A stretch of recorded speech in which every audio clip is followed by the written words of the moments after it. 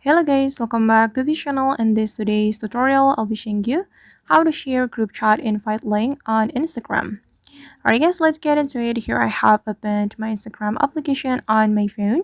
And if we want to share group chat invite link on Instagram, the first thing we're going to do is opening our group chat that we want to share, and then we can go to the Instagram direct message to open our group chat.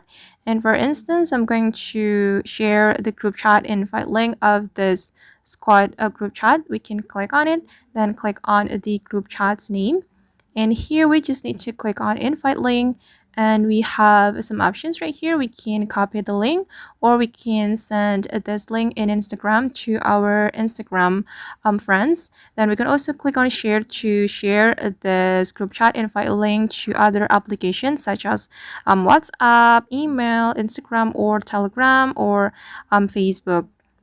And then I'm just going to copy this link, click on copy, and now the invite link has been copied to the clipboard, and then we will be able to share this invite link to our friends. Alright guys, and that's how we can share a group chat invite link on Instagram. I hope this tutorial will be useful for you.